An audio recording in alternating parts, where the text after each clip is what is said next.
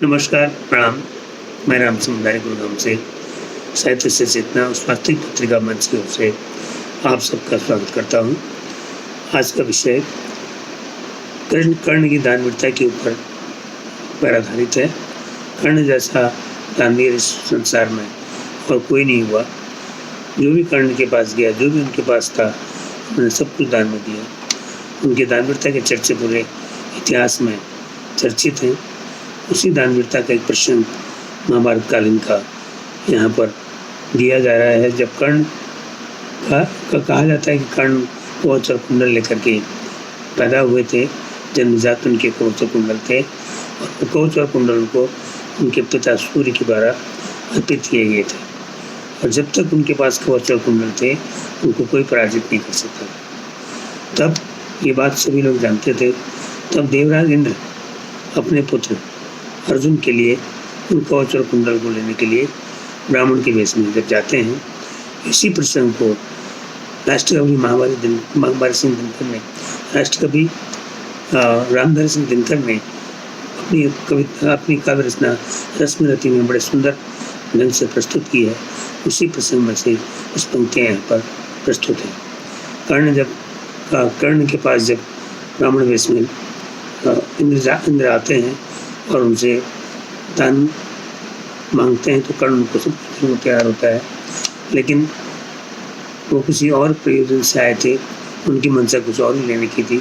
उसी प्रसंग को यहाँ पर मैं आगे आपके सामने प्रस्तुत करता हूँ।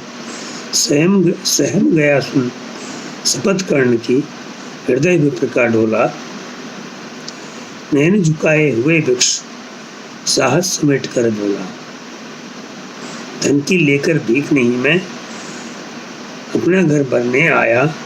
धन की लेकर भीख नहीं मैं घर भरने आया हूँ, और नहीं नृप को अपना सेवक करने आया हूँ। कहते हैं मुझे धन की भीख नहीं है, नहीं मैं तुम्हें अपना दास बनाना चाहता हूँ। आगे कहते हैं, यह कुछ मुझको नहीं चाहिए, यह कुछ मुझको नहीं चाहिए। देव धर्म को बल दे, देना हो तो मुझे कृपा कर कवच और कुंडल दे। तो जो जिस प्रयोजन से वो आए थे वो उन्होंने बोल दिया, क्योंकि वो कवच और कुंडल लेके लिए आया था। जो कर्ण के पास एक कपड़ा उनकी रक्षा का एक कवच था।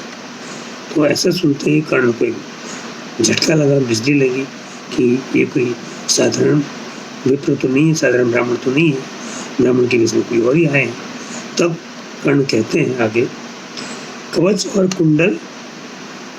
कुंडल विद्युत छू सी गई कर्ण के तन को, पर कुछ सोच रहस्य कहा उसने गंभीर कर मन को। समझ गए कि ये ब्राह्मण साधारण ब्राह्मण तो नहीं है, ब्राह्मण देश में कोई आए हैं। तब उन्होंने कहा, समझा तो यह और कोई नहीं, आप स्वयं सुरपति है ना, देवराज इंद्र। देने को आए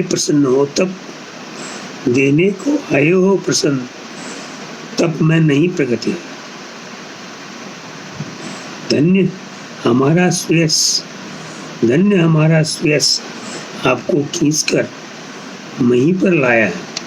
कर्ण कहते हैं कि मेरे दान की चर्चा के तो सुन करके ही आप स्वर्ग से जमीन पर आ गए। स्वर्ग भीख मांगने आस, सच ही मिट्टी पर आया है। और सच है कि स्वर्ग भी भीख की आस में जमीन पर आ गया। अतः आपने जो मांगा है, आगे कहते हैं, अतः आपने जो मांगा है दान वही मैं दूंगा। शिवदधीच की पंक्ति छोड़कर जग में अयस न लूंगा। तो वो कहते हैं कि आपने जो मांगा है मैं दान दूंगा। दधीची और शिव ने अपना विष पी लिया था जग के कल्याण के लिए। तो दीदी ने अपने जग के कल्याण के लिए अपनी हड्डियों को, अपनी अस्थियों को दान कर दिया था। तो कहते हैं उसी पंक्ति को मैं उनका अभ्यास नहीं लूँगा।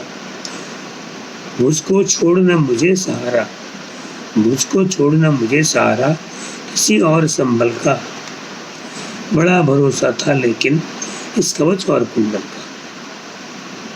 कवच और कुंडल उनके लिए एक कवच के शरीर की रक्षा के लिए थे, दैवीय वरदान उनको था। पर उनसे भी आज दूर संबंध किए लेता हूँ, पर उनसे भी आज दूर संबंध किए लेता हूँ। देवराज लीजिए खुशी से, महादान मैं देता हूँ। तो इस तरह से कर्ण ने अपने शरीर की रक्षा हेतु जो कवच और कुंडल उनको मिले थे वो उन्होंने ब्राह्मण वेश में आए इंद्र को दे दिया, ये जानते हुए भी कि ये कवच और कुंडल इंद्र जो है अपने बेटे अर्जुन की रक्षा के लिए ले जा रहे हैं। फिर भी कर्ण ने अपने जान की परवाह न करते हुए जो भी याचक उनके पास गया या किसी रूप में गया उन्होंने उसको खाली हाथ नहीं दिया, खाली हाथ नहीं दिया। और इसी तरह से आगे भी सचेतनामय यूट्यूब चैनल के द्वारा आपको अधिक साहित्य और पुराणों के विषय में जानकारियाँ मिलती रहेंगी। आपसे प्रार्थना है कि आप इस यूट्यूब चैनल को सराहें और लाइक करें और सचेतना के प्रसार प्रसार में हमारा सहयोग करें। धन्यवाद, नमस्कार।